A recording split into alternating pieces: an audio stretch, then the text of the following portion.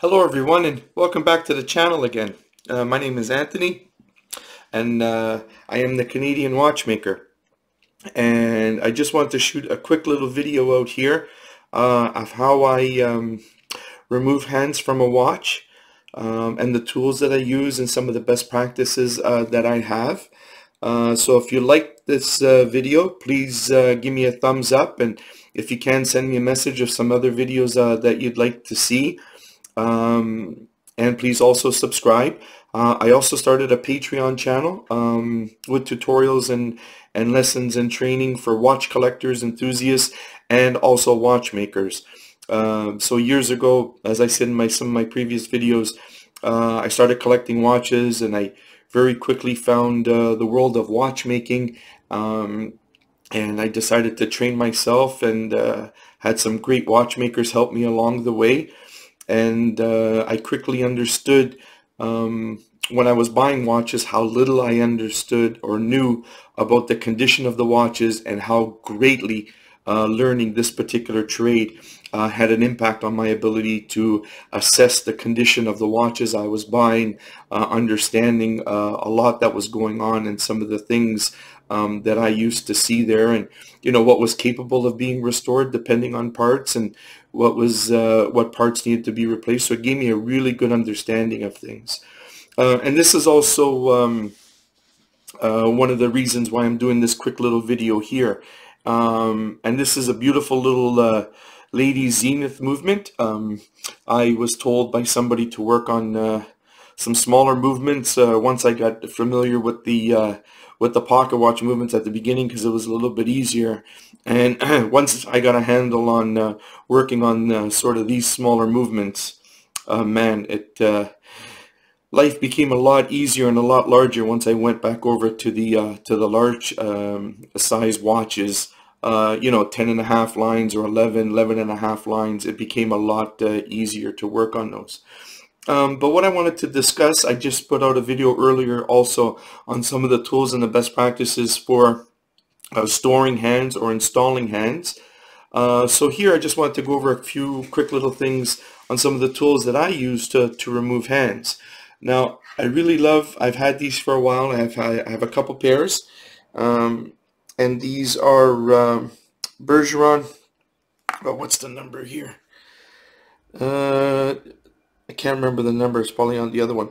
But these are Bergeron hand removers, and these I really like using because of the angle that allows me to get onto to get underneath the hands and to lift. It's something that doesn't require a lot of distance on the dial, so it's something that I can get into.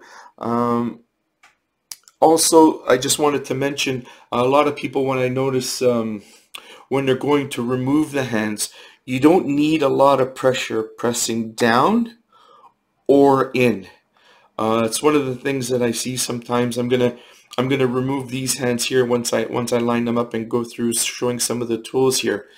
But one of the things that I noticed is sometimes pressing down a little bit or pressing in. Now, pressing down, you can start to bend the dial, you can start pressing the post. You don't want a lot of pressure on there.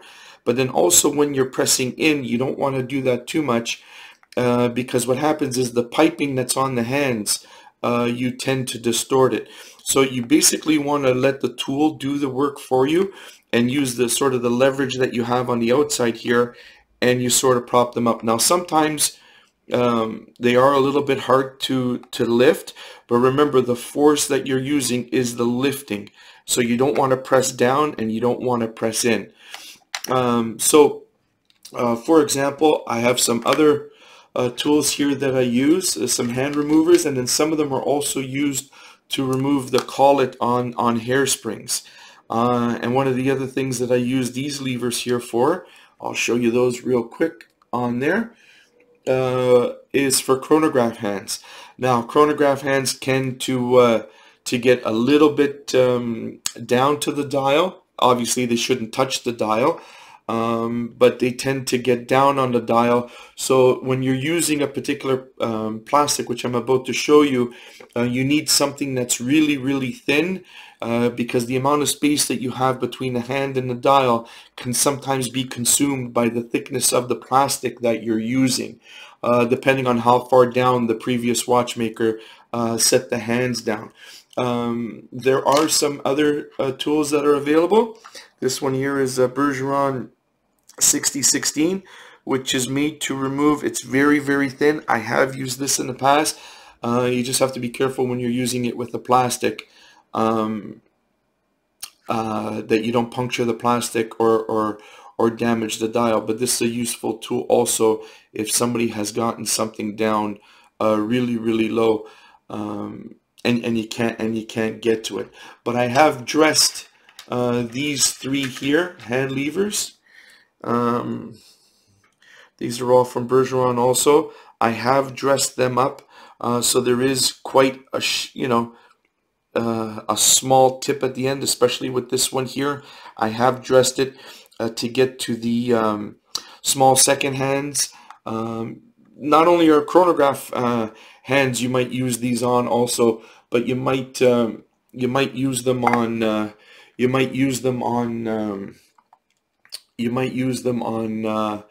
on very, very small, for example, ladies' baguette watches or something like that, where the second hands sometimes are maybe 2-3 millimeters in length, and the posts are really, really small, and it's been set right down to the dial. So you might need to dress up some of these, because most of the time, like everybody says, out of the box they're not ready to go, and you need one specially designed for that. And then just from trial and error, you'll learn. You get a plastic, for example, like this here, which I'm going to prep. It's just a small plastic bag, which a lot of watchmakers use, and it's a good practice. You could protect the dial very, very well, but then also it's not too thick.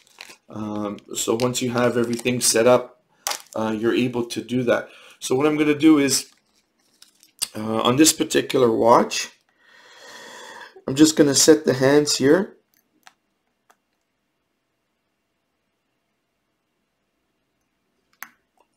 And set that up there like that. The second hand is pretty much where we want it in this.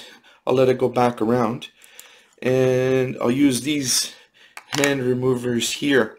So if you like this, what I'm showing through here, I did start a Patreon channel, which I'm going to go into much more depth for training, and as I mentioned, for training and tutorials for hobbyist watchmakers and things like that. We're going to start right at the beginning and go through tools. We're going to go through the history of horology, some of the advancements that were made by some of the great watchmakers of the past, and how it contributed to where we are here today, and just sort of bring it all together up to the modern time. And we're just going to learn watchmaking. And then also for watch collectors, this is going to be a great resource for you, because I'm going to give a sort of an open workshop concept to the videos.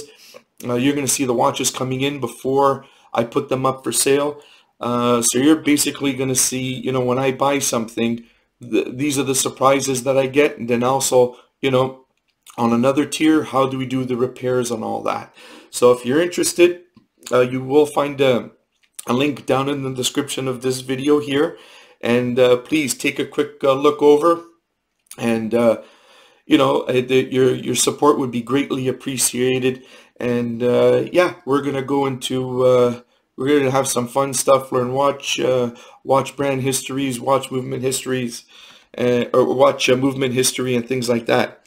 So back to where we were here, just waiting for the second hand to get back up to where we were.